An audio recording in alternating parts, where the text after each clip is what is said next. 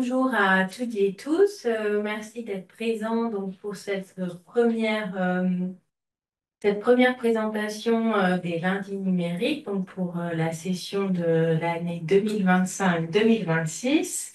Donc aujourd'hui, nous accueillons Daniel Folliard, donc, qui est professeur au département des études anglophones de Paris-Cité et membre du laboratoire Échelle. Et nous accueillons également Mohamed Chelali, qui est donc postdoctorant euh, au sein de l'ANR iVision. Et donc, aujourd'hui, ils vont nous présenter cet ANR, donc iVision, analyser et décrire les images numérisées en masse. Voilà, je leur laisse la parole. Donc, comme d'habitude, eh bien, ils présenteront le projet pendant environ 50 minutes et ensuite, vous pourrez poser des questions. D'ailleurs, vous pouvez poser les questions quand elles vous viennent au cours de la présentation via le chat de cette visioconférence. Donc, n'hésitez pas ou alors en fin de session et je relayerai vos questions. Merci, merci beaucoup pour l'accueil à l'INHA, au Labo InVisu, Manuel Charpie. Donc pour nous, c'est l'occasion de faire un premier point parce que le projet il a été officiellement lancé en janvier de l'année dernière. Donc c'est un projet qui va s'étendre sur au moins 4 ans. Et ce qu'on va faire aujourd'hui, c'est qu'on va un peu décrire le périmètre de recherche et le contexte, parler un petit peu de l'infrastructure aussi du projet. Et puis ensuite, en rentrant dans les choses un peu plus techniques, parce qu'on va expliquer que c'est vraiment un projet interdisciplinaire qui a vocation à répondre à des questions de recherche de vision par ordinateur et des questions de recherche en histoire. Donc si, voilà, j'ai fait un super QR code si vous voulez aller sur le site du projet qui décrit en partie, enfin l'équipe et les derniers événements, mais je vais quand même revenir sur un certain nombre de points. Donc, on a un petit consortium de recherche qui regroupe, comme vous le voyez ici, des labos de sciences humaines, dont mon labo Échelle, hein, qui est nouvellement créé par le CNRS, qui est un labo d'histoire globale, comme son nom l'indique, qui va jouer un petit peu sur les angles et les dimensions d'analyse. On a la chance aussi de travailler avec the Image Center de Toronto, à travers la personne de Thierry Gervais, qui est un des grands spécialistes de l'histoire du photojournalisme et de l'histoire de presse. Image Center, ça faisait sens, notamment parce qu'ils ont énormément de fonds d'agences de presse, dont le fonds de l'agence Black Star et le fonds de l'agence du New York Times. Donc, deux fonds d'agences de presse euh, pionnières en quelque sorte, avec aussi d'un point de vue matériel des documents qui ressemblent beaucoup à ceux que nous on va traiter. On va décrire un petit peu le type d'image dont on parle. Et on a aussi un deuxième cercle, si on veut, d'institutions d'archives. Et on travaille de très près avec les archivistes de ces institutions, donc notamment Marie-Ève Bouillon pour les archives nationales, qui sont en train de numériser pour le projet, dans le cadre du projet, une partie des archives images du Petit Parisien, puisque les archives nationales conservent les plaques négatives des fonds images du Petit Parisien. Donc ça nous décale un petit peu dans le temps, mais ça, je reparlerai un peu de la couverture chronologique. La bibliothèque historique pardon, de la ville de Paris, je vais y arriver, évidemment parce qu'il y a des fonds essentiels, et je pense notamment à ce qu'étaient enfin, les fonds de l'agence Roger Violet, mais notamment le fonds Arlingue et le fonds Granger, qui sont deux vrais pionniers pour le coup de la vente d'images de presse dans le système. Et puis le service historique de la Défense, parce que c'est là que se trouve une des archives qui nous intéressait comme échantillon, on va dire, parce qu'au fond, c'est ça qui est intéressant en termes de vision par ordinateur, c'est d'avoir un échantillon vraiment significatif. Et on travaille évidemment avec des collègues, et c'est là que c'est un projet vraiment interdisciplinaire au sens vraiment premier du terme, puisque le LIPSIS, à travers la personne d'Isabelle Bloch, qui est une spécialiste de l'image, notamment l'image médicale, mais avec laquelle on travaille depuis des années à encadrer les stagiaires de façon interdisciplinaire. Donc on a beaucoup de stagiaires, si vous avez des questions là-dessus, qui ont travaillé sur ce projet au fil des années, que ce soit des M1 ou des M2. Et le LIPAD, où là aussi, on a installé une relation de travail, un vocabulaire commun. Donc l'ANR, elle vient un peu Elle vient au bout de 2, 3 ans d'un autre projet qui s'appelait Icon, qui nous a permis de tester un peu les rouages et d'essuyer les balles pour arriver à trouver un point de vocabulaire commun, de méthodologie commune et qu'on se comprenne bien sur le vocabulaire aussi, parce que, et les manières d'approcher ce type de données et l'intérêt. On a déjà publié un petit peu. Là, on a un article qui est sorti il y a 4 mois sur la question de la demi-teinte. On va publier un data paper dans pas longtemps sur le fond principal qui nous intéresse. Et cette année, Mohamed va proposer un papier à une conférence importante qui s'appelle IFDAR sur la question plus vision par ordinateur. Voilà. Et autour de ça, on a une masterante, enfin, une stagiaire qui est devenue une masterante de Bertrand Tilly à Paris 1, qui a fait un master très reconnu sur le fond dont on va parler, qui a eu le prix de la contemporaine il y a 2 ans. C'est Louise de Witt-Calmette, qui j'espère pourra rejoindre le projet en tant qu'historienne sur cette question-là. Donc on est vraiment dans une logique très collaborative de ce point de vue-là, avec un beau réseau. Donc l'équipe, c'est vraiment des spécialistes de plusieurs horizons. Nous, on travaille vraiment sur un rythme assez soutenu de réunions et de points, ce qui nous permet d'avancer quand même assez vite. Là, les stagiaires sont en train de soutenir ou ont soutenu leur stage et ont rendu leur rapport. Bascule dans la phase, on a déjà un contrat doc qui est rempli et on a un deuxième qui va être recruté très vite. Donc 2 contrats doc sur le contrat ANR, un postdoc, Mohamed ici présent, et on fonctionne énormément avec des stagiaires qu'on forme, alors qui viennent de divers horizons. On a des stagiaires de master vision par ordi. On a aussi des stagiaires de chez nous, master études anglophones, master histoire, qui ont un intérêt à la culture visuelle. Donc on va revenir un petit peu sur leur boulot. On a aussi de la notation experte par des gens qui sont vraiment intéressés par l'image historique, qui vont nous permettre de faire de la vérité terrain de bonne qualité. Alors le corpus qui peut s'élargir, on reviendra dessus techniquement, on n'a pas forcément besoin de l'élargir à l'infini non plus. Une fois qu'on a un certain nombre d'images d'un certain type, on ne va pas non plus cumuler des millions d'images pour entraîner les systèmes. Après, on peut les appliquer à des millions d'images, mais pour le travail initial, ça n'est pas forcément nécessaire. Donc, nous, ce qu'on a dans nos données, ce sont ces fonds-là. Et celui qui nous intéresse le plus pour le moment, parce que c'est le plus problématique en termes de matérialité, même une fois numérisé, c'est le fond format. Donc, je vais revenir un peu sur le fond format. Les autres fonds que vous voyez là, ils sont plus standardisés. En termes de mise en page de la photo, si vous connaissez l'image de presse, on va avoir des recto verso vraiment très standardisés, des numérotations qui, au dos des photos, pour Blackstar, on est beaucoup sur du tapuscrit avec une numérotation claire, un système d'indexation qui n'est pas très difficile à traiter par les systèmes d'IA actuels, quoi. Formin, c'est une autre histoire. Clairement, on n'est pas du tout. C'est une petite frontière technique. Pourquoi? Formin, le nom, c'est aussi le nom de la donatrice, qui est Michelle Rumpf, sans lien de parenté, elle achète un pavillon dans la banlieue parisienne, et puis avec ce pavillon vient un grenier rempli d'images que vous voyez ici, dans son jus, là littéralement. On est sur 80% de tirage positif. On a aussi du négatif en assez bon état. On a de la plaque de verre, donc on a quand même une variété de supports. On a un peu de cyanotype. Enfin, ça varie un petit peu. Enfin, c'est quand même plutôt du DOP, POP, début 20e, quoi, pour la majorité. Dans des boîtes, des chemises, c'est un peu le chaos. Euh, et c'est conditionné, ça a été donné au service historique de la Défense parce que il y a un gros bloc 14-18. Donc le service historique de la Défense s'est dit, il y a de l'armée là-dedans, il y a de la guerre, c'est bon pour nous. Sauf que la réalité, c'est qu'en fait, ce monsieur Formin, on va parler un peu plus en détail, c'est quelqu'un qui en gros travaille de 1903-1904 jusqu'au milieu des années 20 comme passeur d'images. C'est une sorte d'agence d'images de petit format qui se professionnalise petit à petit de manière assez artisanale. Et lui, en fait, travaille initialement à l'illustration. Donc, il crée un espace par son travail d'illustration, de vente d'images et de circulation d'images. Et ce qui nous intéressait beaucoup quand on l'a découvert avec le premier projet, c'est que c'est un peu le passeur d'images transatlantique. C'est-à-dire qu'il va acheter beaucoup de photos côté américain, côté britannique. Alors, il achète aussi en Allemagne, il achète aussi en Italie.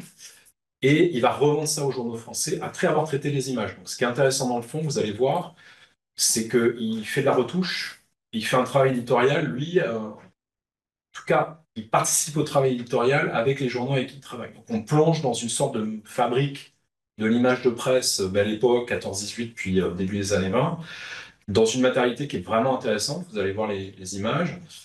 Son classement, c'est son classement à lui, et le SHG l'a gardé. Donc le SHG, ça ressemble à ça. On a des séries de boîtes. En mètres linéaires, c'est beaucoup, hein. On est sur plus de 80 000 images. Donc nous, a, enfin, on s'est dit que c'était un bloc vraiment intéressant, qui n'était pas numérisé. Donc l'intérêt du projet, c'est aussi d'avoir les financements pour le numériser. Ce qui a été fait entre le tout début du projet, c'est allé très vite, et courant avril de cette année, quoi. Donc on a une qualité qui est tout à fait correcte de numérisation, qui nous permet de traiter la donnée de façon intéressante. Et d'ailleurs, c'est une note de bas de page, mais le SHD utilise déjà en fait l'accès à ces images pour éviter d'avoir à sortir les boîtes. C'est-à-dire que les gens, quand ils veulent voir l'Irlande dans le fond de Forbin, désormais l'archiviste leur donne un accès, puisque c'est du domaine public, c'était aussi une des conditions pour nous. C'est que l'accès légal soit pas problématique. On en reparlera peut-être parce qu'il y aura éventuellement des soucis qui viendraient après, parce que les auteurs ne sont pas identifiés, mais si on les identifie, ça change peut-être la dynamique légale pour un certain nombre d'images. Voilà. Alors, la théorie, on va dire, autour de l'image de masse, parce que moi, en tant qu'historien et les archivistes autour, c'est d'essayer de construire sur des projets déjà existants. Je pense notamment au projet de Béatrice Joyeux-Prunel à l'EPFL, Visual Contagions, qui nous a évidemment beaucoup parlé au fil des années. C'était d'essayer de sortir un petit peu de l'analyse de l'image comme un problème uniquement pictural. C'est-à-dire de se dire, avec Forbin et puis avec ces agences-là, il faut aussi qu'on analyse l'infrastructure de circulation des images, de leur transformation, en s'intéressant évidemment, alors là je fais une analogie qui me fait paraître très intelligent avec la mécanique quantique, je devrais probablement pas, mais là, bon, au moins l'analogie, aussi stupide soit-elle, fonctionne un petit peu. C'est-à-dire que l'idée qu'on peut très bien faire la lecture fine des images, et on le fera dans le projet, euh, qui sont dans le fond Forbin, et qui a des images absolument magnifiques, qui ont beaucoup circulé, qui ont été virales, qui ont été très importantes. Il y en a qui d'ailleurs n'ont pas circulé, qui sont tout à fait intéressantes aussi.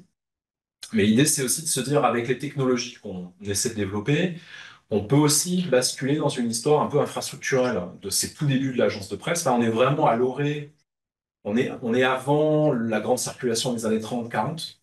Avec Format, on est au tout début de cette mécanique de circulation internationale de l'image. On va revenir sur un exemple.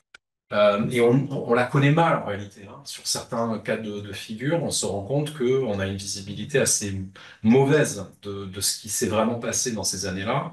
On sous-estime le degré de circulation des images au niveau international. Et c'est en faisant ce constat qu'on s'est dit qu'on allait analyser les choses sous les deux angles. Donc le projet ne s'empêchera pas du tout de faire une histoire plus traditionnelle de la photo et de lire des photos de près. Mais l'idée, c'est aussi de les regarder de loin. Donc là, on a un peu emprunté le concept. C'est moi qui ai emprunté à quelqu'un qui était très important pour mon labo, à l'époque où il s'appelait l'ARCA, qui est François Brunet, qui avait développé ce concept-là d'un angle apictural sur l'image, où on s'intéresserait un peu plus au capitalisme de l'image lui-même, parce que pour le moment, on est obligé de fonctionner beaucoup par échantillonnage, hein, dans l'absence de données précises. Bon, on va très vite sur le fond. Je vais vous expliquer, c'est pas un classement aux normes in visu. On est très loin de ça. Mais ce qui est bien, c'est que c'est le classement de Forbin qui a été gardé. Donc on est dans une logique géographique avec des enveloppes thématiques qui lui permettaient de retrouver des chemises sous-thématiques. Donc en gros, vous allez avoir Maroc, figure importante, et à l'intérieur des figures importantes, royauté, etc. Donc il a un système un peu qui était le sien, qui lui permettait de retrouver des images quand on lui demandait ce genre de système. Le catalogue est en ligne, donc si ça vous intéresse, enfin, n'hésitez pas à demander notre contact. On peut aussi vous donner accès aux images, hein, tout simplement. On va sortir le data paper, et de toute façon, les images sont rapidement en ligne, exploitables pour faire de l'entraînement et des choses comme ça. Et elles finiront sur Mémoire des Hommes, qui est le site patrimonial de numérisation du ministère de la Défense. Voilà, une fois qu'on aura extrait suffisamment de métadonnées pour que ce soit digne, enfin, facile d'utilisation. Donc on a ça a été numérisé, hein, la numérisation a été externalisée avec un système de classement et les données ont été nettoyées hein, pour s'assurer qu'on n'ait pas de doublons dans le fichier. Donc là on est au propre sur tout ce qui est numérisation avec un fichier tabulaire entièrement nettoyé et utilisable sans difficulté. Alors ça ressemble à ça, là, je vous ai fait une capture d'écran de notre cloud. On a, on a voulu numériser matériellement l'intégralité de l'objet photographique. Donc là, j'ai pas d'exemple, d'ailleurs j'aurais dû en trouver, mais sur certaines photographies, sur la photographie elle-même, on peut avoir un tout petit texte collé, tapuscrit avec une légende, et on a demandé à l'entreprise de numérisation de numériser aussi cette partie-là. C'est-à-dire qu'on n'a pas recadré les photos. On a essayé de prendre les petits morceaux de papier qui étaient autour, se disant que c'était un élément essentiel d'information à chaque fois. Vous allez voir de plus près les images. Euh, on est face à des données très complexes en termes de lecture, même pour un être humain, c'est difficile à lire, c'est difficile à comprendre ce qui est en train de se passer au dos des photographies. Et parfois, c'est difficile à comprendre aussi. Enfin, c'est plus facile, mais ce qui se passe sur les photographies elles-mêmes, puisque Format retouche de manière extrêmement forte les images. Et c'est pas une des découvertes, mais on est très très loin de l'image photographique pour la production finale. On est face à des tableaux quasiment, puisque les retouches à l'encre, au crayon sont tellement énormes que la notion traditionnelle de photoréalisme a disparu. Mais ça, c'est Thierry Gervais qui a beaucoup travaillé sur l'aspect retouche de cette histoire, la dimension retouche dans cette histoire de la photographie de presse, parce que vraiment, c'est assez frappant. Au dos, vous voyez une grande variété d'informations. On va avoir les tampons des agences d'origine. Hein. Format produit des fois de la photo, mais en achète beaucoup à l'étranger. Énormément au Daily Mirror, qui est un des grands pourvoyeurs d'images des années 1910-1920, pour de l'image internationale. Hein. Il centralise toute une production internationale à Londres et ensuite il renvoie à droite et à gauche. Mais ce qui est intéressant là, c'est que vous voyez des dates, vous voyez des dimensions, on a des indications de retouches faites au crayon. C'est totalement infernal pour tout système de vision par ordinateur. C'est le défi qui est lancé à Mohamed notamment, d'arriver à segmenter le dos de ces images pour qu'on arrive à produire des métadonnées qui soient relativement dignes de confiance. Évidemment, on veut lire les légendes manuscrites. Les légendes tapuscrites, bon, ben ça, c'est plus du tout un problème. C'est pas une difficulté majeure. Ce qui est plus compliqué, c'est quoi faire avec ces données massives, hein, désorganisées. Donc, on réfléchit à comment classifier tout ça et on espère aussi réfléchir à comment détecter une partie des retouches pour arriver à retrouver un peu la vie de ces images, du ton continu à leur transformation en demi-teinte dans la presse.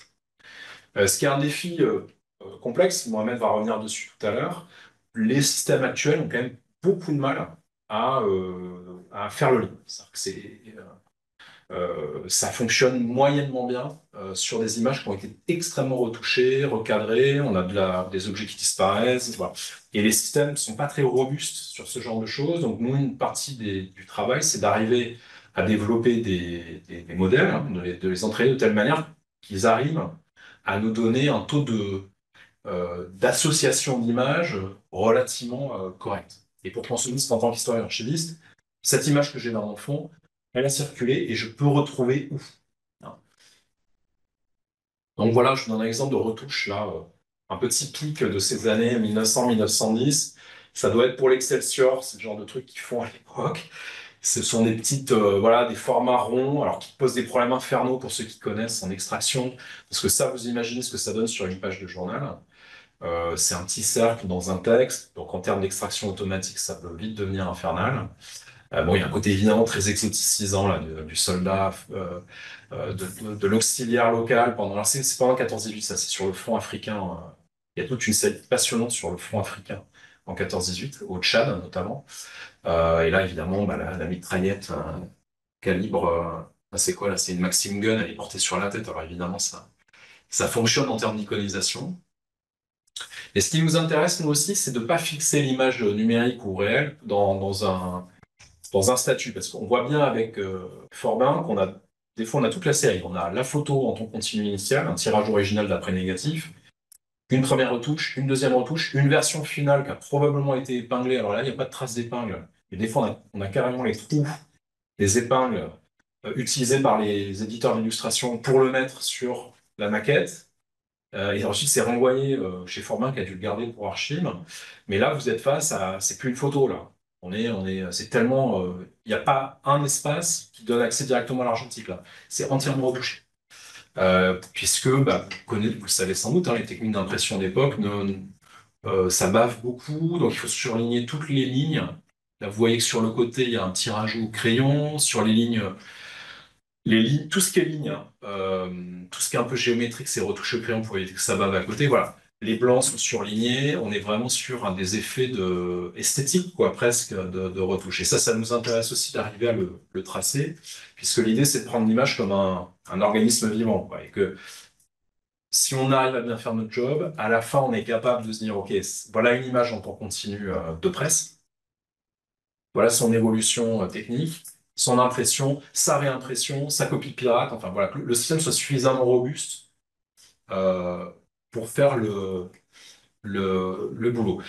Ce qui nous a fait un petit peu basculer dans l'idée que c'était vraiment important, on aurait pu se dire qu'une technique habituelle d'historien qui connaît un événement, bah, on va aller farfouiller dans la presse, puis on va retrouver les images. Mais sans compter que ça prend beaucoup de temps. Moi, je l'ai fait pour mon bouquin sur la guerre coloniale, enfin les guerres coloniales.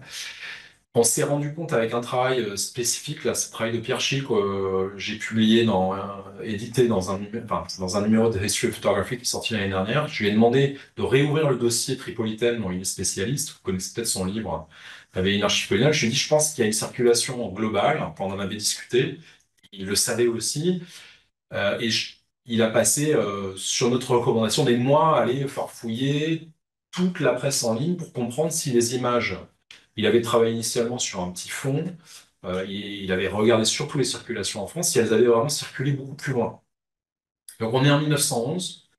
L'Italie envahit la Tripolitaine, la Libye actuelle, et au bout de quelques semaines, dans l'oasis qui entoure Tripoli, il y a une forme de contre-attaque ottomane qui pousse aussi des personnes locales à lutter contre les Italiens. Les soldats italiens sont tués, leur corps est maltraité, et les Italiens tombent sur les cadavres martyrisés et décident de faire une répression absolument massive dans l'Oasis. C'est un massacre de civils extrêmement important. Ça se chiffre en plusieurs milliers de morts en l'espace de quelques jours, avec des exécutions de masse dans l'Oasis. Et des photographes sont présents sur place, puisqu'on est à un moment de l'histoire de la photo où les armées coloniales n'ont pas complètement compris encore l'impact public que pouvaient avoir les photos. Une partie de ces photos sort dans la presse, notamment de Daily Mirror, donc, dont je viens de parler, dont l'agence est une agence absolument cruciale à l'histoire de ces débuts de culture de masse, qui va revendre des photos extrêmement brutales un peu partout dans le monde. Et l'idée, c'était d'arriver à comprendre qui avait pris les photos, comment elles étaient revendues et où elles circulaient. Donc les photos, là je vous donne un exemple, elles sont dans le fond format. Donc ça c'est la version format de la photo prise par Thomas Grant, l'envoyé spécial du Daily Mirror. Donc on voit les cadavres d'une exécution voilà, dans un hameau de l'Oasis. Vous voyez là, les informations inscrites par Forbin ou sa femme ou quelqu'un d'autre ici. Euh, et c'est assez euh, brutal, hein, si vous lisez la œuvre de la civilisation italienne en Tripolitaine, semences de cervelle humaine, arrosage de sang. Alors cette légende-là, elle n'est pas utilisée. C'est intéressant parce que Forbin est plutôt, il nous semble un peu anticolonial. On sent qu'il a cette intuition que l'image peut faire basculer le débat. Alors des fois, il crée des légendes assez brutales qui ne sont pas utilisées par les journaux auxquels il vend les images. Mais on voit bien dans son légendage des choses qui sont assez intéressantes. Et on a fait un tout petit graphique pour montrer un petit peu, alors je ne sais pas s'il est d'une clarté extrême, comment les images avaient circulé de manière transatlantique. Pierre en a retrouvé jusqu'en Australie, Finlande, dans l'Empire ottoman avec une copie pirate de l'illustration. Et ça ne s'arrête pas là. Pierre étant très passionné par cette histoire, il a continué à trouver d'autres circulations bien plus loin que ça, Afrique du Sud. Enfin, en gros, en un gros mois, les images prises en Tripolitaine circulent quasiment sur toute la surface de la planète. C'est très rapide en réalité, puisque le Daily Mirror envoie par vapeur à New York des photos qui prennent quelques jours à traverser l'Atlantique. Donc alors on est loin d'être sur Instagram en termes de rapidité, mais Tripoli étant pas si éloigné que ça de l'Italie et de l'Europe, le trajet des négatifs ou des photos prend moins de temps que ce qu'on pourrait imaginer. Donc je crois qu'en Australie, ça met, il me semble, 3 semaines et demie à arriver. Et on en retrouve au fond du Texas, voilà. On est vraiment sur un moment, on n'avait pas imaginé, nous, au départ, à quel point ça avait pu circuler. Il a trouvé pour le moment 350 occurrences dans le monde entier d'impression de cette image et d'autres images. Donc, quelques exemples de cette photo réutilisée par différents journaux. Et dans la réflexion, nous, pour le projet iVision, on s'est dit quelque chose de très important, c'est justement le contexte textuel de réutilisation. C'est pas que l'éditorialisation de l'image en termes de trafic, même pas le mot manipulation, en termes de transformation. Vous voyez qu'il y a des recadrages dans certains cas, etc. Des fois, il y a des zooms. Là, sur la version automate que vous voyez en haut à gauche, on est sur un recadrage qui montre les cadavres d'encore plus près. C'est aussi la question des légendes qui nous intéresse. C'est-à-dire que dans le travail numérique là, de l'IA, on aimerait arriver de manière un peu raisonnable, c'est pas complètement atteignable, à se dire qu'on a une image avec les voix qui parlent autour de cette image. C'est-à-dire qu'on a la voix de Forbin qui a sa propre légende qui est très brutale, et puis on a aussi la voix italienne qui dit que en fait c'est bien mérité. Alors, je ne veux pas pousser le bouchon trop loin, mais vous imaginez dans le contexte actuel de circulation d'images de violence liées aux conflits atroces qui sont en train de se passer, vous savez que les échos sont intéressants, quoi. On pense aussi à comment penser l'image aujourd'hui. On imagine Mouette sans faire le démon des origines historiques, mais on sent bien que l'infrastructure de la culture visuelle de masse, elle commence à se mettre en place à ce moment-là. Il y a des mécanismes qui commencent vraiment, et que Forbin et d'autres, ils sont un peu sur le front visuel de cette transformation de ce que peut être la massification de l'image de presse. Alors, je vais laisser la parole à Noël pour qu'il rentre un petit peu après dans le projet, mais pour le moment, nous, on se focalise sur le fond RUMP Forbin. C'est-à-dire que comme il est le plus complexe en termes de segmentation, de travail historique, etc., on espère que ce qu'on fait en termes de réentraînement des modèles, d'adaptation, vu qu'on est sur la frontière la plus complexe, ça marchera sur les autres fonds. On n'a pas d'inquiétude en fait. On sait que ça marche. On a déjà testé un petit peu. Mais il faut encore qu'on affine le travail de segmentation sur ce fond-là. Donc, l'idée, c'est qu'à partir du fond RUMP, on va aller chercher le maximum de métadonnées qu'on peut extraire de l'image elle-même numérisée, recto et verso, hein. Donc, créer des données qui soient utilisables de la sémantique du texte, en extraire et puis même en créer, c'est pas inimaginable. On peut taguer des choses dans les images, etc. On va aller aussi récupérer, puisqu'on arrive à tracer les circulations d'images, où Formin a vendu les images, pour créer des jeux de données où on va pouvoir tester l'efficacité du système en disant là, on est capable à 95% de vous retrouver l'image de Formin. Mathématiquement, si ça fonctionne, ça veut dire que le modèle sera suffisamment puissant pour être généralisé à d'autres fonds. Alors que le Blackstar, par exemple, qui vend ses images à Life, si on y arrive avec Formin, Blackstar ne posera pas de problème mathématique ensuite. C'est-à-dire qu'en termes de vision par ordinateur, ce sera ce sera robuste. Il n'y aura pas d'adaptation très complexe. Donc la structure du projet, et après je te laisse la parole, euh, c'est d'essayer de connecter ces deux ensembles, c'est-à-dire l'image en temps continu et puis l'image qui circule. Faire simple. Voilà. Donc, transcrire ce qu'on a au dos des images, classifier ce qu'on a au dos des images, les tampons, envoyer dans une sorte de poubelle à données tout ce qui n'est pas facile d'exploitation, hein, tout ce qui est donné un peu d'annotation de retouches et de choses comme ça. Faire aussi de l'annotation des images, hein, on va créer des noms, des tags. Alors, ce qu'on aimerait, c'est aligner au maximum sur les vocabulaires d'indexation existants. Voilà, pour qu'en sortie, on n'ait pas du tagging à la Flickr, quoi, que ce soit quelque chose qui soit suffisamment robuste pour qu'on puisse tout de suite être sur un vocabulaire de descriptif iconographique. On va aligner sur Wikidata quand on le fera, ce sera le plus simple. On va pas aller piocher dans un vocabulaire hyper pointu. Bon, le Garnier, en plus, c'est une catastrophe un peu en termes de description d'image de presse, donc c'est certainement pas celui qu'on va utiliser. Comme pour Icon, on fera sur Wikidata. Icon Class, peut-être un petit peu, parce qu'il y a des projets qui sont intéressants de ce point de vue-là. Associer les images. Et puis faire de la reconnaissance de dégradation. Ça, essayer de comprendre entre l'image temps continu puis l'image de presse, est-ce qu'on arrive à signaler à l'utilisateur du système, montrer ce qui a pu être transformé, éditorialisé. Et côté presse, la frontière, mais qui est vraiment complexe. Mais voilà, c'est-à-dire qu'il y a beaucoup avancé et on aura un doctorat là-dessus. On voudrait idéalement arriver à faire vivre les légendes et les images ensemble, ce qui pose toute une série de difficultés que tu vas évoquer. Et à la fin du projet, donc on a le temps, ce qui est bien, c'est qu'on n'est pas, voilà, on a des financements qui sont quand même conséquents. On discute beaucoup avec le travail, enfin l'équipe de Mathieu Aubry aussi, le RC Discover. On exploitera, enfin on essaiera de faire une instance de leur plateforme Icon, AIKON, et un code open source qui permet déjà l'extraction d'images de différents types de documents. On espère développer des compléments qui permettront, sur une plateforme open source qui est peu consommatrice, ça on va le rappeler, un des enjeux pour nous, c'est pas forcément d'utiliser les modèles existants qui consomment des quantités absolument énormes de carbone. On est toujours en train de réfléchir à comment privilégier des choses qui peuvent quasiment tourner en local parfois. Hein, c'est un peu l'idée, même si des fois ça peut être un peu long en local, c'est que il soit pas nécessaire d'avoir une infrastructure de calcul monstrueuse pour arriver à faire ce travail-là. Et ne pas faire face aussi aux grandes sociétés. Et l'idée, c'est ça aussi, c'est de se libérer un petit peu sur ce sujet-là de la bascule vers les grandes sociétés qui sont en train de capitaliser sur nos données. Nous passons maintenant à l'annotation des données.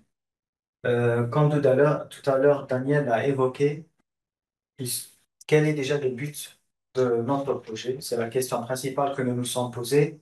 Et en regardant aussi les données, quelles sont les informations qu'on pourrait extraire dans un premier temps? Les stagiaires ont fait une certaine analyse et par la suite, nous nous sommes mis d'accord pour extraire certaines informations que vous voyez ici.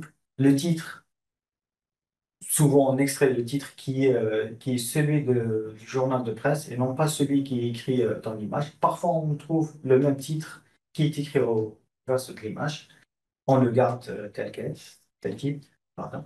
Et il y a aussi la légende. La légende, on a directement transcrit ce qui est écrit au-dessus de l'image, chose qui nous est très importante, surtout bien si le texte n'est pas écrit à la main, mais il est écrit. La date de prise de la photo, on trouve parfois la date sur le tampon, mais pas tout le temps. Parfois, on essaie de récupérer la date de l'article de presse et non pas celui de l'acquisition de l'image.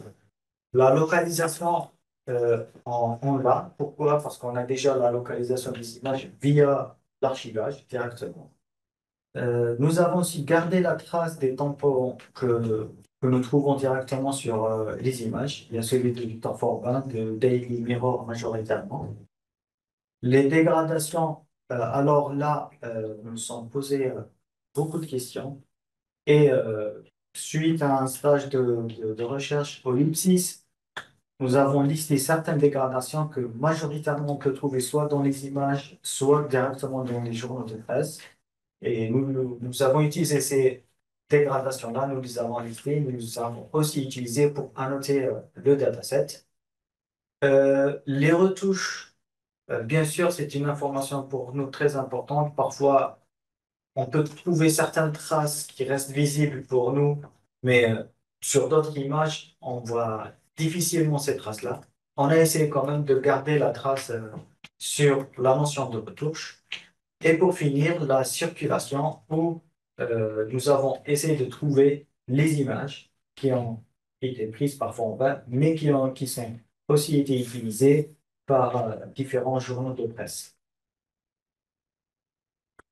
Et pour appliquer toutes ces annotations-là, nous avons utilisé la plateforme ArcIndex, qui est une solution proposée par Ticlia. Elle est assez simple et très facile à utiliser, à manipuler. L'idée, c'est juste uploader une image, recto ou verso, tout ce qu'on veut. Pour nous, c'était les deux images parce que parfois, on rajoute certaines informations sur le recto et parfois sur le recto lui-même, on arrive aussi à trouver des légendes. Donc, c'était bien pour nous de garder aussi le recto. Et pour le verso, et on va essayer directement à noter les régions qui nous intéressent. Et chaque région a été classifiée par titre ou légende, tampon, etc. Et à la fin de l'annotation, on peut directement exporter ces annotations-là en fichier JSON ou en base de données directement SQL, qui peut être facile à intégrer dans une solution autre que ArcIndex. Maintenant, nous passons à l'extraction des métadonnées. Et, première section, c'est la transcription de texte à partir des versos. Sur cette slide, je vous ai directement mis quelques exemples des versos auxquels nous confrontons. Comme on peut le voir, on a du texte manuscrit ou du texte tapuscrit ou dactylographie. Et sur d'autres types d'images, on trouve beaucoup d'indices de retouche, comme vous le voyez sur la troisième image. Et là, le but, c'est essayer d'extraire ce texte-là sans perdre beaucoup d'informations et surtout, le plus grand défi, c'est l'image dans laquelle on voit beaucoup de retouches, des indices de retouche, pardon.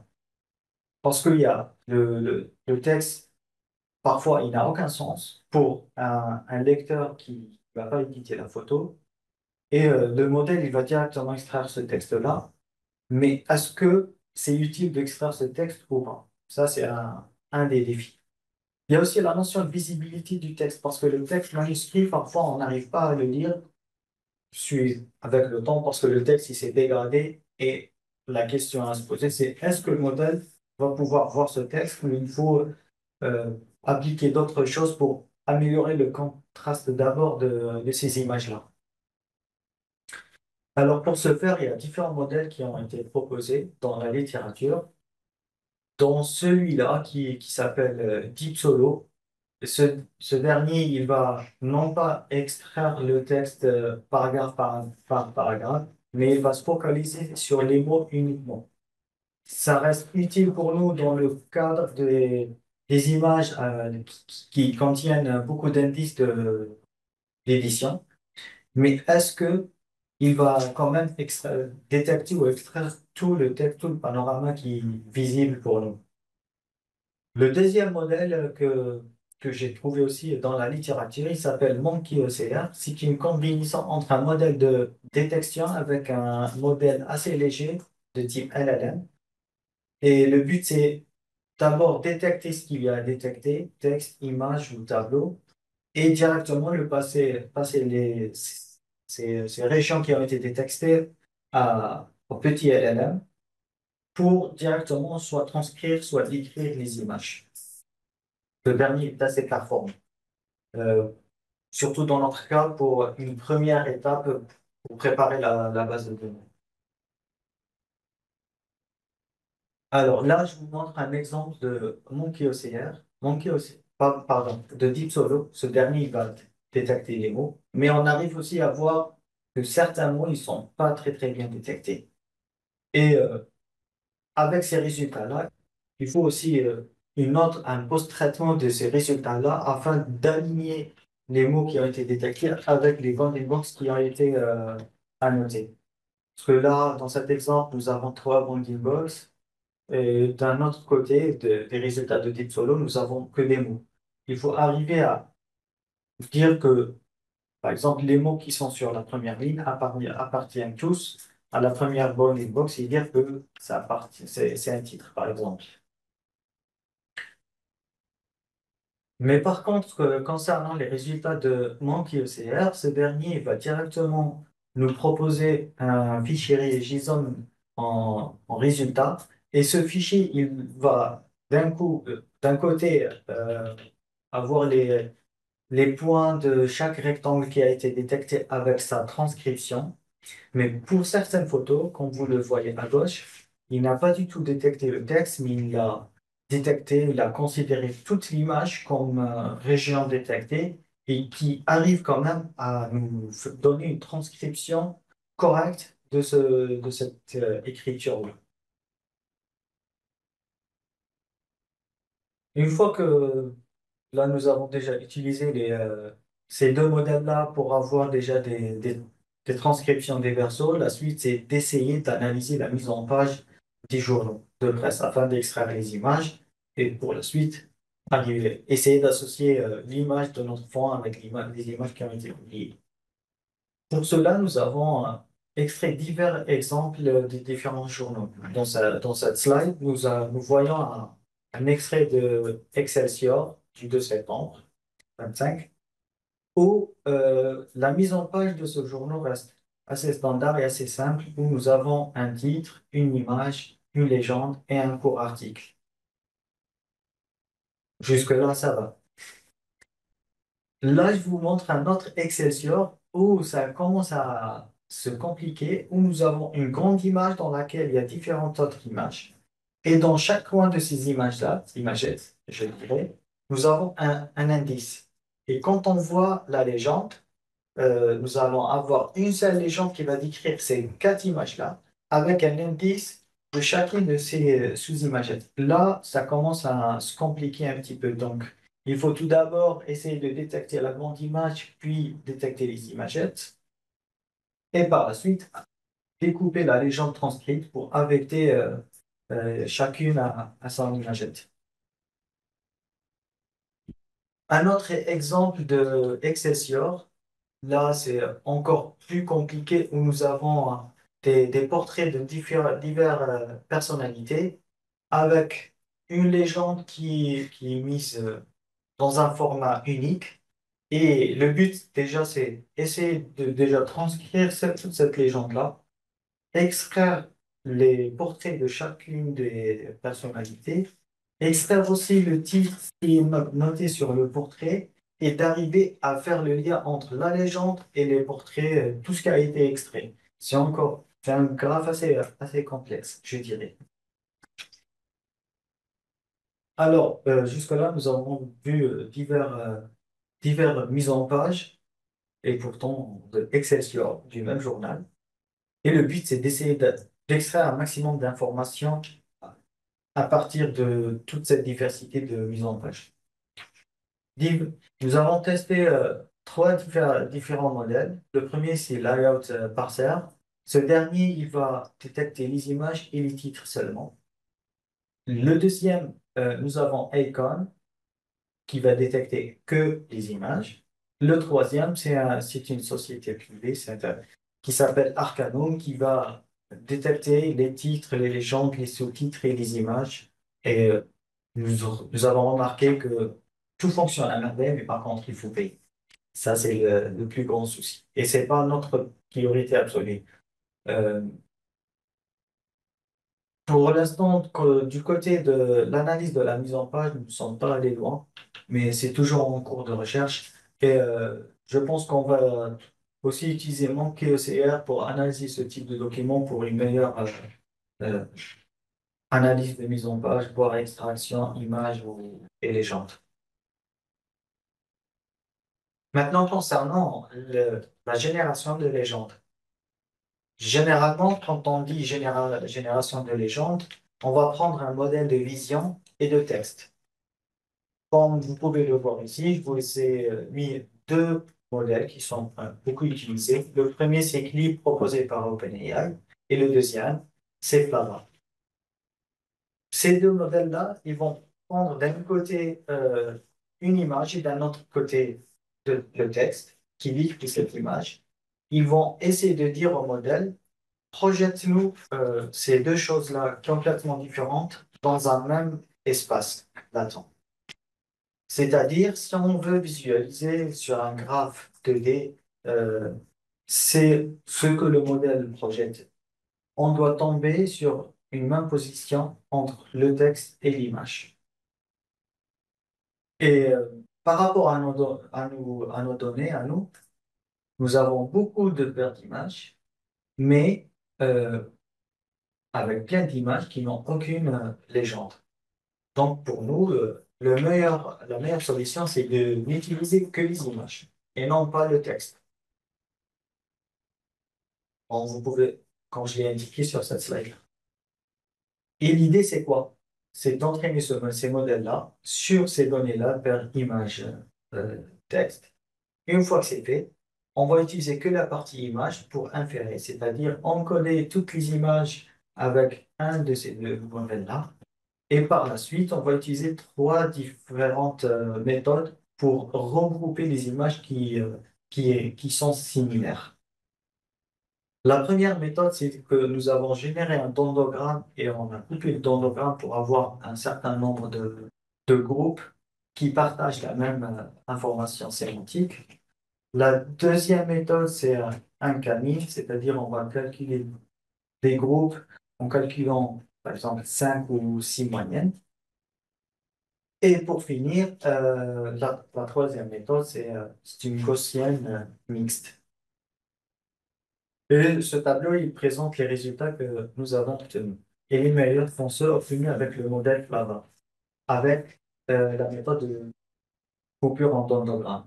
Pourquoi? Parce que le dendrogramme, nous allons avoir le choix de combien de classes nous voulons obtenir. Pas comme le Canis, nous devons lui donner un certain nombre de classes, il va faire la moyenne de ces classes-là. Donc, il va se retrouver forcé à affecter certaines images à un cluster auquel cette image ne devrait pas être.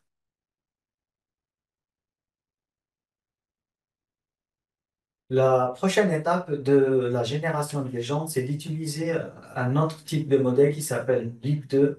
Ce dernier, marche de la même façon que Clip, mais cette fois-ci, il est connecté à un LLM.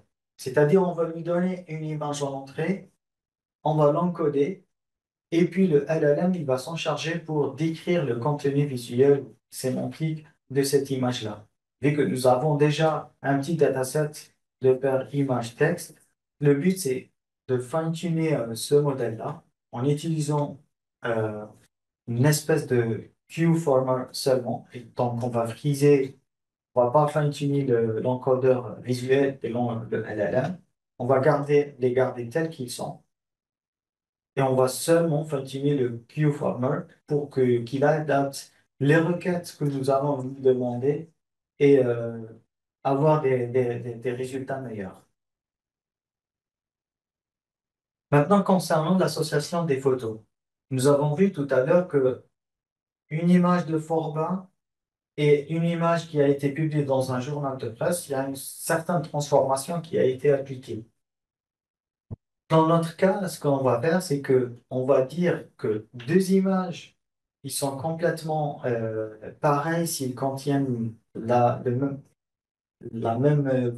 visibilité, on va dire, et on va proposer une troisième image qui n'est pas du tout similaire à ces deux-là, et dire au modèle, celle-là, il faut l'éloigner le plus possible de ces autres images.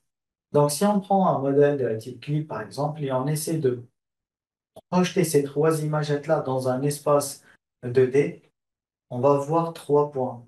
Le premier point, il correspond à la première image, le 2 est la deuxième image, et la troisième image, elle est un petit peu. Enfin, les trois points sont en sparse. Si on fine-tune le modèle euh, en lui disant éloigne-nous la troisième image, on va tomber sur la troisième figure.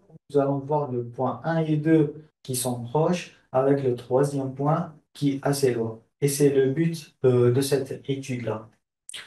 Ce faire, nous avons choisi d'utiliser un modèle qui s'appelle SimClear. Ce dernier, il va prendre une image originale, lui appliquer certaines transformations et passer ces deux images dans le même modèle afin de les projeter dans un espace latent. Et à la fin, on va calculer une espèce de distance. Dans cet exemple-là, c'est la extent loss. Elle va calculer une marge d'erreur entre ces deux vecteurs que nous avons encodés avec le modèle. Et le but, c'est de les rapprocher au maximum. En image classique, classification ou même avec le modèle Simclear, les augmentations qui ont été utilisées restent assez standards. Soit on croppe l'image, soit on fait des zooms, on change des couleurs en rajoutant du bruit gaussien. Dans notre cas, avec les images historiques, on ne va pas utiliser ces augmentations-là, mais nous avons essayé d'analyser déjà les diverses dégradations qu'on pourrait trouver sur les images. Nous avons implémenté quelques-uns. Comme vous pouvez le voir ici, il y a le halftone, le Gaussian noise, parfois l'aspect du papier euh, plié ou complètement Ouais, c'est froissé. Merci Daniel. Une image qui a été coupée. Et nous allons utiliser ces augmentations-là pour entraîner notre modèle. Là aussi, il y a d'autres types d'augmentations parce on voit souvent ça sur les journaux de presse, surtout anciens. Et donc le modèle est entraîné sur un dataset synthétique. Il essaie d'imiter la réalité matérielle de ce qu'on a dans les journaux. Exactement. Et les résultats que nous avons obtenus, c'est les suivants que vous voyez directement ici sur ce tableau-là. Sachant que à la fois nous avons utilisé les augmentations classiques et à titre comparatif, et nous avons aussi utilisé les augmentations que nous avons implémentées nous-mêmes. Et le meilleur modèle, c'est celui qui est entraîné sur l'état de dégradation augmentée, vu que nous utilisons des photographies historiques. Donc, le modèle, il arrive à mieux généraliser avec les anciennes photos qu'avec les- les augmentations classiques. Alors le score, il peut paraître modeste à 0,58, quoi, 0,584. On n'est pas long, on est juste en dessous de modèles qui consomment 30 fois plus. Pour donner Et là, ce que nous avons fait, c'est que nous avons utilisé, plutôt classifié d'abord les dégradations qui sont plus utilisées jusqu'à les moins utilisées.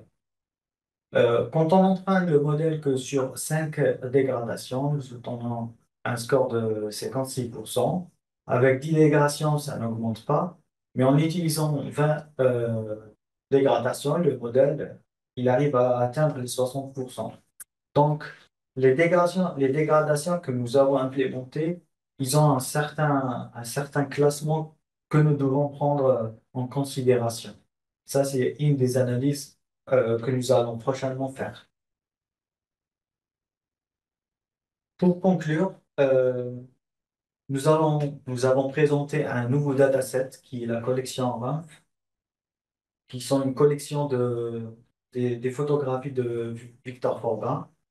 Et ces photos-là, le dataset nous a ouvert divers challenges, on va dire, en commençant par la transcription des textes, l'analyse des mises en page des journaux, qui est toujours un challenge jusqu'à maintenant, et la génération de légendes, qui est une question ouverte, surtout avec les modèles actuels de type LLM ou VLM, et pour finir, l'association de photographies originales, VS publiées sur les journaux de presse.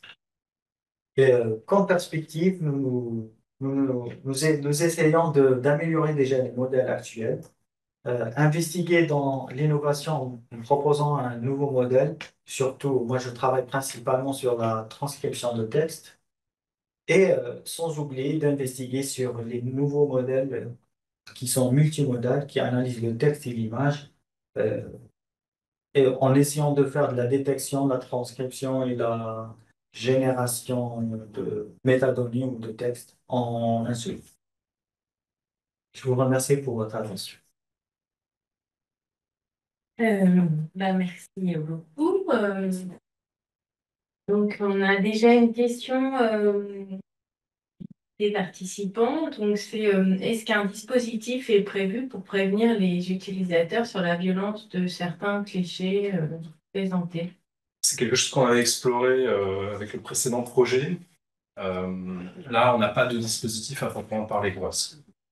Ça va être un travail de réutiliser. Enfin, une fois que les modèles seront entraînés, que la plateforme sera développée, ce sera en interne aux archives de décider si elles, à travers les légendes en particulier, ça peut être flagué, mais globalement, c'est quand même extrêmement complexe. Donc, on va dire, même Meta et Google ont le plus grand mal à nettoyer les flux d'images qu'ils produisent de choses assez atroces. Ils ont de toute façon recours à des annotateurs extérieurs qui finissent tous sous Prozac, parce que les systèmes ont quand même du mal à évaluer. Alors ça progresse quand même. Normalement, on est sur des détections un peu plus fortes. Mais nous, ça pose... Et par ailleurs, ça pose un problème plus profond. C'est-à-dire qu'est-ce qui est violent, quoi. C'est-à-dire que on a des images extrêmement violentes de cadavres. Et on a aussi énormément d'images qui sont de l'ordre de la racialisation, de ce qu'on pourrait... Enfin, le corps des femmes est aussi, à l'époque, à la merci des objectifs des photographes. Donc, tout le problème là, c'est la transformation en données de ce qui peut être des sensibilités, quoi. Et c'est une négociation qui est permanente. Donc, nous, cet aspect-là, on avait imaginé travailler un peu dessus, mais pour le moment, c'est clairement pas au cœur du projet. Et donc, comment sont gérés les biais de description héritées des modèles employés? Les pieds. Alors, les modèles, ils vont pas donner des résultats 100% corrects à tous les temps. Et il faut quand même arriver à obtenir un modèle qui donne des résultats, l'évaluer sur notre base de données et diminuer ses erreurs au maximum. Ça, c'est un des buts de la recherche actuelle. Sans oublier que les modèles génératifs, ils ont tendance à halluciner beaucoup. Donc, il faut faire très attention à ce genre de choses. Et c'est pour ça que nous essayons d'éliminer pas mal de textes qui ont été, par exemple, générés, qui nous sont pas du tout utiles. Et ça reste aussi un défi de la recherche actuelle. Et par ailleurs, une réflexion qu'on a, il y a deux contrats doctoraux, il y en a un qui va commencer tout de suite dans 2 mois là. Il y a aussi la question, alors en termes de biais, alors, le mot biais, il est utilisé dans tous les sens, hein, il y a des biais mathématiques. Bon. Ah, moi, Si on entend les hallucinations un peu anachroniques, ou voilà, si on entend ça, on a beaucoup réfléchi dans la génération de légendes et dans les modèles à utiliser des modèles de langage qui soient entraînés sur du langage de l'époque pour limiter le caractère anachronique de ce qui est produit. Et sur Hugging Face, voilà, par le biais de la VNF et d'autres systèmes, il y a eu la production de datasets de langage qui sont chronologiquement paramétrables. Donc, une de nos idées, c'est de se dire, on paramétrerait chronologiquement sur une quarantaine d'années un modèle de langage pour que sa manière d'écrire les photos corresponde un petit peu au vocabulaire de l'époque. Pour faire simple. Bon, voilà. Donc, c'est une des pistes de travail du contrat doctoral qui sera plus sur la multimodalité texte-image. Et moi, c'était pour revenir sur les questions légales. Tu disais, Daniel, en effet, si on ne sait pas qui a fait l'image, voilà, on peut être dans un flou, mais à partir du moment où on le sait et qu'elle n'est pas nécessairement dans le domaine public, comment vous faites? Alors là, le statut légal de la majorité des photos de chez Format, on est encore sous un droit où quand Format envoie achète une photo, un tirage, ce tirage lui appartient. Mais dans les textes de Format, c'est un moment un peu compliqué de structuration aussi légale. Donc, on peut très bien imaginer qu'il y ait du droit patrimonial qui s'applique à une partie des photos si on arrive à retrouver les auteurs. Pour le moment, ce sont des photos sans auteur, à part qu'elles viennent du Daily Mirror. Et le Daily Mirror, on les vend à Format, cède l'existence de cette photo particulière. D'accord. Donc, du point de vue du droit français, on a clarifié ça avec le SHD. Ces tirages spécifiques du fonds format leur appartiennent pleinement. Donc, la numérisation, on peut l'exploiter comme on veut. Ça, c'est la théorie. Dans la pratique, si on retrouve, j'imagine, hein, là, on n'y est pas hein, tout, mais je sais pas, on retrouve un CAPA, alors ce ne sera pas le cas parce que chronologiquement, ça ne marche pas. On retrouve un grand nom de la photo dans une des photos tirées, voilà, on n'est pas encore arrivé à ce stade-là, mais ça peut évidemment, en termes de droit, poser des difficultés. Mais là, le statut de la collection ne pose pas de problème. Et les collections qu'on va traiter, donc Roll est à la BNF et libre de ce point de vue-là. Bain News est aussi dans le domaine public pour recherche. Donc on a fait attention à aller piocher dans des fonds qui ne posent pas de problème. Et pour le travail sur Blackstar et le fonds du New York Times, là, ça tournera en local. C'est-à-dire que c'est pas des choses qu'on va mettre dans les datasets globales. Avec l'Image Center, on n'a pas trop besoin de s'entraîner sur leurs images. Ce qu'on fera avec eux, c'est on testera les métriques, etc., sur leur fond pour voir si ça fonctionne, ce qui sera le cas a priori. Mais par exemple, on n'a pas négocié avec eux qui nous livrent les images du New York Times parce que ça pose toute une série de problèmes. Moi, j'avais déjà, pour être très concret, passé un temps infini à négocier des contrats et à se m'inquiéter de ça. Donc là, on a fait quand même très attention à avoir la main sur des images qui étaient exploitables. Alors, on se pose une autre question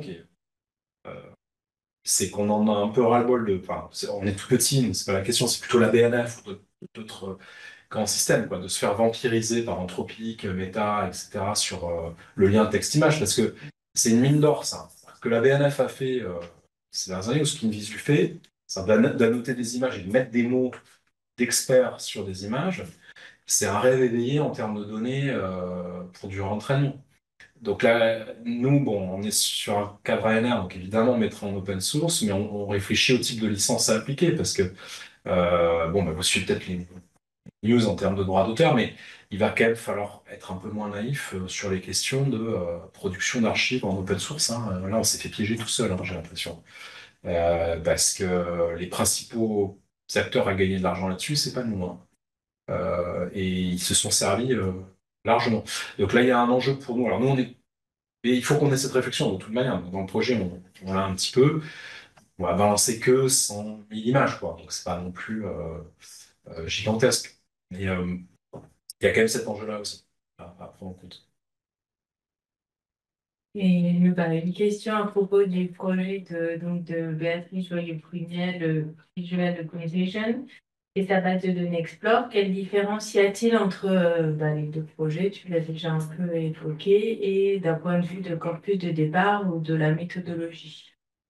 Alors, dans le projet Visual Contagions, les fonds d'agence d'image font pas partie du périmètre, c'est-à-dire qu'on est déjà sur la demi-teinte, enfin l'image imprimée.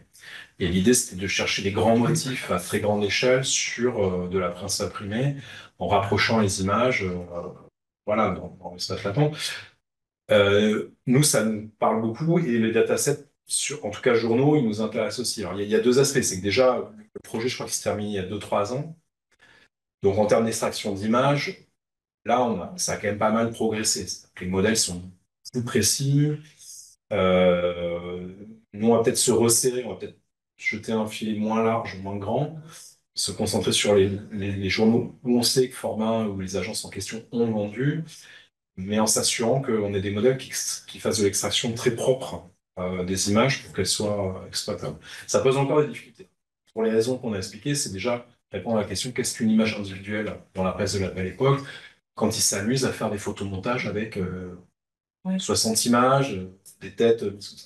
C'est ça, bon, donner une réponse, et puis les gens après peuvent avoir accès à l'image photomontée et les images qui la composent. Et donc nous, là, un des points intéressants, en gros, Visual Contagion, il va prendre une coupe dans le moment éditorial de l'image imprimée. Nous, ça nous intéresse plus, c'est complémentaire aussi, ça nous intéresse plus d'essayer d'écrire une histoire de l'image, pas depuis sa prise par les photographes, mais que des fois on doit pouvoir y remonter.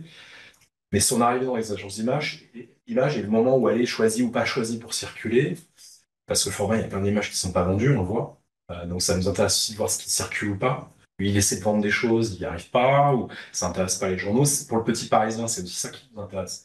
C'est les images qui ne circulent pas. Est-ce que ça peut arriver, même si c'est des images d'actualité, qu'une image ne circule pas et puis se mette à circuler un moment? Oui, bien sûr. Oui, il peut y avoir plein de schémas de ce type-là.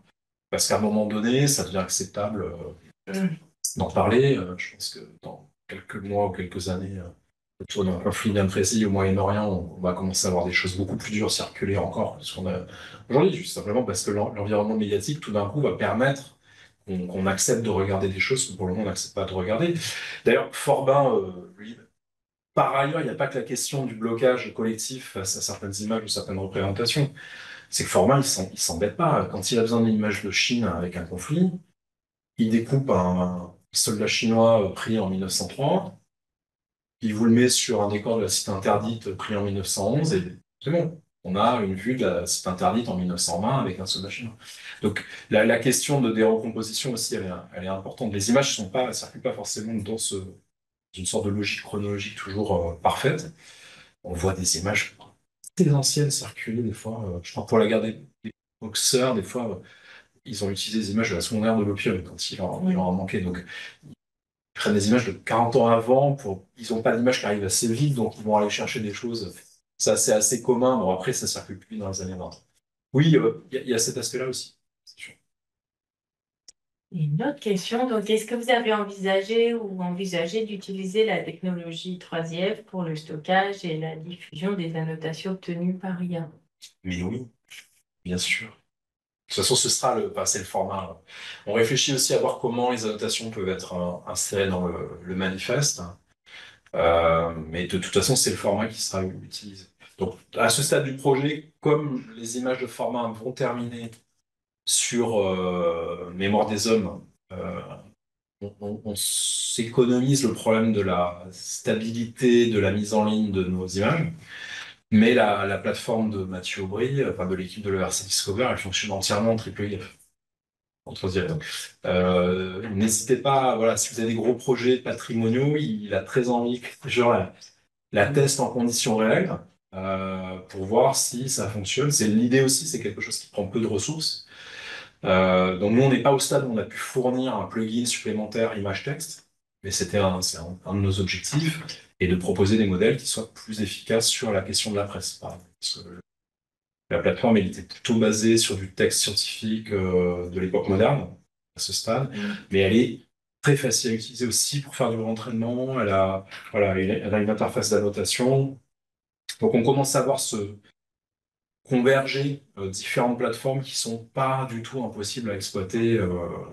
Là, on va bientôt arriver au stade où j'espère qu'on aura des systèmes open qui peuvent tourner en local. Alors, pas toujours, mais il y a des solutions qui sont pas extrêmement. Je sais qu'Humanim veut développer du calcul aussi.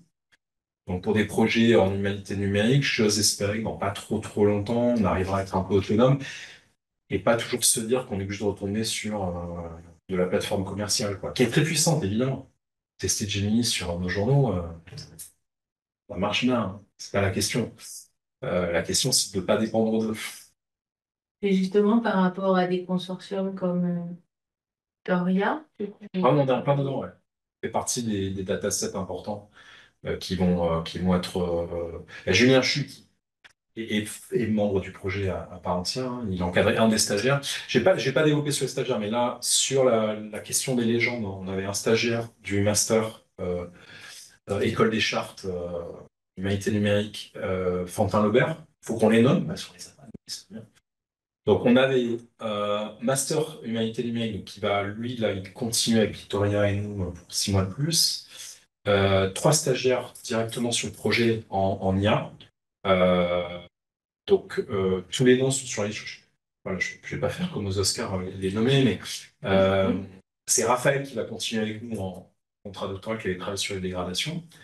Et Siam et Marie-Louise, qui étaient des étudiants de chez nous en culture visuelle, qui ont été absolument fantastiques, qui ont fait un travail d'annotation, de réflexion sur les journaux, qui est extrêmement précieux. Et ce que j'oublie de dire, c'est que dans cette phase première de travail numérique, nous, côté histoire et archives, ça nous a fait réfléchir énormément à ce qu'est l'image. Ça nous a obligés à voir des choses qu'on ne voyait pas, à réfléchir à ce qu'étaient ces images du point de vue de l'infrastructure même de gestion des images, de la machinerie de stockage, de diffusion. Et donc, c'est très fructueux, y compris en termes purement historiques, pour comprendre ce que ces images font. Parce qu'on est dans des discussions qui font qu'on est obligé de penser systématiquement la matérialité de l'image, bizarrement. En les numérisant, en réfléchissant à leur transformation en données, on est forcé de revenir systématiquement aux déchirures, enfin à des détails comme ça, tout le temps en fait. Et Mohamed pourra confirmer. Tout le monde est allé voir d'ailleurs les images sur site, on est allé aux archives nationales.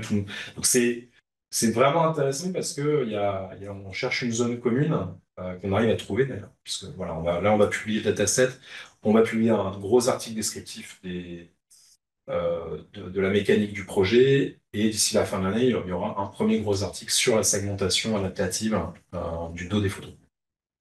Et justement, en parlant de la matérialité des images, moi j'avais une question et on a aussi une question une personne qui suit. Donc, moi, c'était quand Mohamed disait pour les dégradations, chercher, s'intéresser à la question des dégradations, mais je me disais, les dégradations, elles peuvent être de plusieurs ordres, soit contemporaines de l'image, épinglées, ou et puis des dégradations dues à la conservation, au temps. Donc ça, est-ce que, voilà, et quel sens Ça a été, ça a, comme on s'est dit? Et puis l'autre question, c'était est-ce qu'un vocabulaire sera produit concernant la retouche d'image? Ça, c'est pas dégradation, c'est voilà. justement. La dégradation, ça a été pris en compte. C'est pour ça que nous avons implémenté toutes ces dégradations-là et que le modèle a été entraîné sur ces dégradations artificielles pour essayer de les identifier. Elles sont distinguées. Mais alors, on est un peu piégé par ce qui est existant en termes de dégradation synthétique. Mm. Ce dont on s'est rendu compte, c'est qu'en gros, on n'est pas un projet suffisamment grand pour pouvoir créer de la dégradation synthétique à partir de la réalité physique des photos. Je sais pas si je suis clair. Il a fallu aller piocher dans l'existant des augmentations, enfin, des formes de dégradation synthétique, donc par exemple créer des fausses pliures. En termes de maths, ça pose pas de problème en fait. Lourd. Ça imite assez bien la réalité physique. Si la question c'est est-ce qu'à la fin on pourrait créer des métadonnées archivistiques capables de dire là il y a une déchirure, elle a probablement 100 Oui, ans. mais est-ce que ça a Non. un sens? Enfin, Ouais, non, la question, ça, c'est savoir aussi si ça va ça dans peut, le ça n'a pas de sens. Enfin, ça peut être intéressant dans un cadre archivistique au sens où voilà, on envoie un bloc à numériser, on a envie de savoir si les images sont dégradées en entrée ou en sortie, par exemple. Mm. Bon, là, on peut vous dire, telle image, il y a une déchirure, attention, il faut la restauration, quoi. Ou sur les opérations de recadrage, quoi. Voilà. Il y a ça. Deuxième self que vous avez montré, là, ça peut être utile. Ça peut être utile. Après, le détailler. Et alors, sur la question des retouches, nous, on essaie toujours d'aller au plus efficace mathématiquement, quoi. Alors, on est en train de se demander s'il vaut mieux partir de. Quand il y a retouche, il y a publication. Donc, quand il y a publication, on part de l'hypothèse qu'elles sont quelque part dans la presse, qu'on va les retrouver. À partir de ce moment-là, est-ce qu'il vaut pas mieux partir de l'image finale, faire le travail, plutôt que de s'embêter à regarder ce que le format fait sur l'image initiale, de mesurer plutôt la distance entre les deux et de commencer à montrer des zones d'intérêt où, a priori, les choses auraient disparu, auraient été retouchées. Ça paraît plus malin que d'aller faire de la notation. On a fait ce travail. Avec Thierry Gervais, on a passé tout un atelier avec les stagiaires. On s'est dit, bon, quel type de matériau est utilisé? Crayon, encre, peinture blanche, peinture grise, etc. En fait, pour l'écriture de l'histoire, honnêtement, on les voit dans la base, on aura un échantillon suffisant pour comprendre comment c'est fait matériellement dans 1910 par exemple. Si on veut écrire cette histoire-là, on peut le faire. Sur la qualité matérielle de la retouche. Si on veut faire une histoire plus quantique de voilà comment les images ont été transformées, il y en a où il y a. En fait, on a plutôt intérêt de faire dans l'autre sens. C'est moins plutôt en calcul et ça marchera tout aussi bien. Et donc, oui, la question de Pierre d'abord, c'était est-ce qu'il y a un vocabulaire qui permet ou qui sera produit, qui concerne cette retouche d'image? Non, ce qu'on fera, c'est que quand on écrira dessus, on décrira par le menu ce que les retoucheurs font aux images à cette époque-là, en prenant des échantillons représentatifs. Pour la tripleté, on a déjà. Après, sur l'image de célébrité, il y a d'autres formes de traitement que sur l'image un peu plus d'actualité au sens pur. Ça va être beaucoup de médaillons, de choses comme ça. Mais là, est-ce qu'on a besoin de quantifier? On n'est pas dans le techno-optimisme de la quantification systématique. On réfléchit ensemble où est-ce que c'est intéressant d'appliquer du traitement de masse. Puis à d'autres moments, le Titanic, on sait que l'image a circulé. Ça ne nous sert à rien d'aller refaire des calculs dessus. Ce qui nous intéresse, c'est peut-être d'aller sortir des choses. La Tripolitaine, on s'y attendait pas pour le coup, par exemple. Donc c'est d'essayer, on espère découvrir des viralités ou des phénomènes médiatiques qui ont été beaucoup plus puissants que ce qu'on imagine en termes d'écho, que dans le récit collectif de la visualité, on n'a pas toujours voulu voir, ou je veux dire, nous, en tant qu'historien, parce qu'on retourne un peu sur les mêmes événements à chaque fois, comme exemple. On a d'autres exemples, en fait. a déjà en tête. Et aussi ce qui est absent. Ce qui nous intéresse beaucoup avec le Petit Parisien et Format, c'est qu'ils achètent, ils ont des photos, ils produisent de la photo, ils payent de l'argent pour produire un certain nombre de choses qui ne sont jamais publiables. C'est normal, en fait, dans le fonctionnement d'une agence de presse. Mais des fois, c'est politiquement tellement puissant que, donc pour le Petit Parisien, c'est toute la période de Seconde Guerre mondiale qui nous intéresse. Parce qu'en fait, on voit dans le fond des tonnes d'images d'Allemands avec des tanks dans les rues de Paris. Donc on se demande pourquoi une telle production de choses interdites qui ne devrait pas passer à la censure de toute façon. Et d'essayer de comprendre un peu ce qui circule pas, pour essayer de voir un peu la géométrie de la censure à l'intérieur du journal, en se disant que ce qui circule pas, c'est quasiment aussi intéressant que ce qui circule. Mm. Voilà. Est-ce qu'on a d'autres questions? Moi, j'avais une. Donc, n'hésitez pas, on a encore un peu de temps à poser des questions. Justement, sur la question, tu as parlé des vocabulaires, donc surtout Wikidata. On est un peu coincé parce que c'est le seul carrefour en termes de vocabulaire qu'on arrive à trouver. Puis nous, voilà, pour le coup, on n'a pas un temps infini. Là-dessus, ce qu'on voudrait, c'est produire des données qui soient facilement réutilisables. Wikidata en général, peut-être pas sur les descripteurs icono, mais même, c'est quand même aligné directement avec les vocabulaires français, américains, etc. Le boulot, il a été globalement fait. Alors, il y a le projet Iconclass euh, qui est intéressant parce que eux, ils essaient sur la peinture plutôt d'automatiser un petit peu les descripteurs icono, les vedettes icono, quoi, pour décrire ce qu'il y a dans l'image, mais il n'est pas très photo, quoi. Il n'est pas très photo de presse, de toute façon. Mais ça, c'est le cas. C'est de la photo un peu vulgaire, c'est pas de la photo canonique. Et donc, c'est vrai que tous les vocabulaires et l'histoire de l'art, ils ont été pensés pour de la photo un peu. Enfin, ils ont plus été pensés pour Nadar, Jed, que pour la photo de Jean en maillot de bain sur une plage qui est publiée une fois dans le journal des voyages, quoi. Euh, donc, nous, notre cœur de test, mais ça, c'est pas pour tout de suite, on fait les choses dans l'ordre, ce sera 14-18. Ce qu'on aimerait, c'est produire avec des stagiaires de l'annotation vraiment costaud, de la vérité de terrain sur 14-18. Parce qu'on sait que c'est pas parce qu'on est obsédé par la guerre, etc. Il y a beaucoup de fonds en France et ailleurs qui ont du 14-18 dedans. Donc, nous fournir un livrable, pour utiliser les mots horribles, projet financé, qui soit exploitable sur un périmètre de photos qu'on retrouve dans pas mal d'agences. Et bon, à terme, d'accord, à terme, ce genre de choses-là, ça va pas être si intéressant que ça. Une fois que la multimodalité, en gros, le lien image-texte sera suffisamment efficace et puissant, qu'on aura bien compris comment le dompter, y compris surmonter la question de l'anachronisme des descripteurs, je pense qu'on arrivera à avoir des formes d'indexation quand même pas trop mauvaises par rapport à ce que ça produisait il y a 2, 3, 4 ans. Il faut peut-être voilà, l'entraîner un peu, adapter, mais on n'est pas très loin. Je pense que pour le moment, tout le monde est paniqué par la hallucination des systèmes. C'est sûr que ça marche pas très bien, mais en les domptant un tout petit peu, il n'y a pas de. Je pense qu'à un horizon, c'est pas la peine que nous, dans les projets comme ça, c'est pas la peine de faire des choses qui seront caduques dans 2, 3 ans, quoi. C'est pas la peine d'aller s'embêter à. euh, Voilà, nous, par exemple, sur la question des ressources, c'est important parce qu'on sait que côté, on fait c'est une niche, hein, mais du côté des gros systèmes, eux, c'est que la ressource qui va être investie, quoi. C'est une énorme masse de données de calcul. Là où on peut avoir un petit apport minimal, c'est de se dire, OK, on a un petit système qui peut tourner sur un GPU d'un ordi un peu puissant chez vous, quoi. Enfin, pour faire simple. Caricature sans doute un peu, mais toi, tu fais tourner certains calculs chez toi. L'idée, c'est qu'on arrive à faire ça, quoi. Qu'il n'y ait pas besoin de basculer sur un abonnement. De brûler la planète entière pour faire genre de truc, quoi.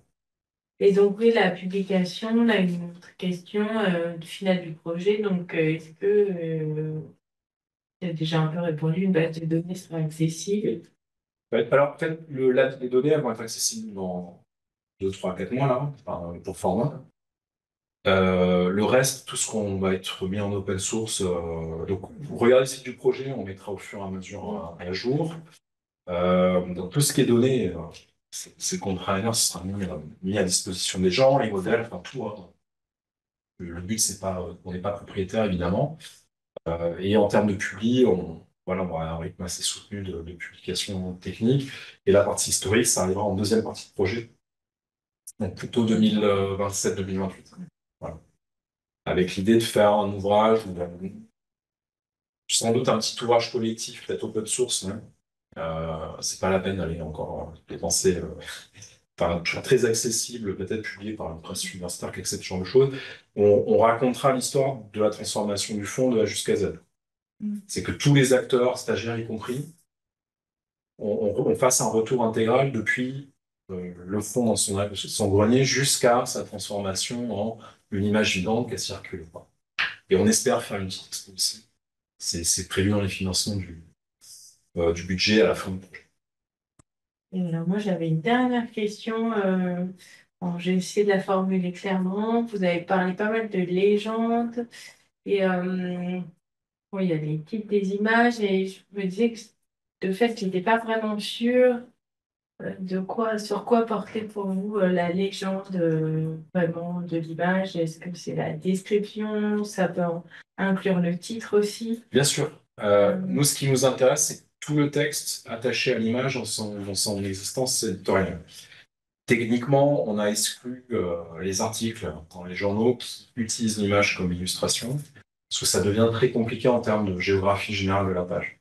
Donc le rubricage nous intéresse, et le légendage sous l'image, ou à côté, ou autour, ou dedans, les mots qui ont été appliqués par le journal, et pour Format et les agences de presse, ce qu'elles vendent comme descripteurs à leurs clients. Sauf que des fois, il y a 7-8 couches descripteurs. Il peut y avoir en plus des images qui sont classées chat qui viennent de. D'ailleurs, enfin, donc Format est très inventif dans ses légendes. Et ensuite, les journaux réinventent les légendes. Vous pouvez très bien être un tirailleur sénégalais et finir rebaptisé sur une autre zone de conflit dans la presse. Enfin, ça, c'est le relégendage, on le connaît aujourd'hui à puissance de 3000, là. C'est quand même une pratique ancienne. Donc ça, c'est ça qui nous intéresse. J'aime bien la différence en anglais entre image et picture. On a une image théorique qui a été prise à un moment donné, il y a quelque chose qui a été enregistré, il y a un motif, il y a des gens devant un appareil. Globalement, l'objet a gardé dans ses variations un souvenir de cette première fixation, et les mots qu'il y a autour utilisés par les acteurs bougent beaucoup. Et c'est ça qu'on aimerait comprendre. C'est pas comprendre. C'est ça qu'on aimerait tracer sur des grandes séries, à l'image de ce que on a pu faire manuellement pour la Tripolitaine. C'est-à-dire, bah voilà, je vous parlais de la culture de célébrité. Qu'est-ce qui se passe dans la mécanique de production et de transformation des images? Et des fois, on se rend compte que le légendage des journaux, c'est n'importe quoi. Enfin, c'est vraiment. Il n'y a plus du tout d'utilisation de la légende originale, il n'y a aucune information. Voilà. Donc, on réfléchisse un peu à tout ça une fois qu'on a. Et ça peut être des tout petits blocs, hein, ça n'a pas forcément besoin d'être des millions d'images. Ça peut être des fois un événement lui-même et d'arriver à voir comment il s'est réfracté à différents endroits, à différents. Petite dernière. Petite dernière, alors, une fois que la base sera mise en place, accessible et que l'outil sera utilisable, est-ce que vous imaginez, par rapport à tout ce que tu viens de nous dire sur les cas d'Atripolitaine ou d'autres, rendre ces récits et ces enquêtes en numérique disponibles? Je vois où tu veux en venir, mais ouais, c'est chouette. Alors, nous, on avait pensé Expo en se disant qu'on allait réfléchir un peu de manière créative à raconter des histoires comme ça, aussi avec des objets numériques qui permettent aux gens de comprendre la transformation. Mais oui, on n'en est pas encore là, parce qu'il y a un boulot de fond technique qui est encore énorme à faire. Et on est vraiment sur des vraies questions de recherche. On n'a pas des résultats prévus d'avance. Alors, les premiers résultats des stagiaires sur 6 mois, là, c'est 6 mois de travail de stage. Vous avez vu, l'amélioration des résultats est vraiment pour des stagiaires de M2. Donc, on est bien lancé. On sait que certaines questions de recherche sont bonnes. Il y a toujours comme en vision par ordi, Mohamed pour témoigner là depuis 15 jours. Il y a du bug, il y a des difficultés de calcul. Mais globalement, la manière d'aborder la question, elle n'est pas mauvaise, quoi. Mais il faut que nous, en tant qu'histoire, on arrive à avoir déjà des résultats pour pouvoir en parler. Donc moi, voilà, le 30 septembre, je vais parler un peu d'Irlande avec le travail des stagiaires et de Louise de Ducamel qui a eu son master dans une table ronde qui est organisée par Claire Dubois. J'en ai un peu parlé de ce que le projet arrive à montrer, mais à ce stade, plutôt parce qu'on a été confronté à cette boîte et qu'on a dû réfléchir à comment la traiter en annotation, plus que les résultats numériques à proprement parler. Et c'est ça qui est chouette en fait. C'est que nous, ça nous a forcé à regarder des choses qu'on n'aurait pas regardées de manière traditionnelle aussi. Il y a toujours les deux aspects. Ben, merci. Donc, on arrive à la fin de cette séance. Donc, merci à toutes et à tous de l'avoir suivi. Donc, la prochaine séance des lundis numériques sera le 13 octobre, donc toujours à 13h30. Et nous accueillerons Danédi Salvo et Jean-Philippe Moreau de la Bibliothèque nationale autour du projet Gallica Images. Au revoir. Merci, au revoir. Merci, au revoir.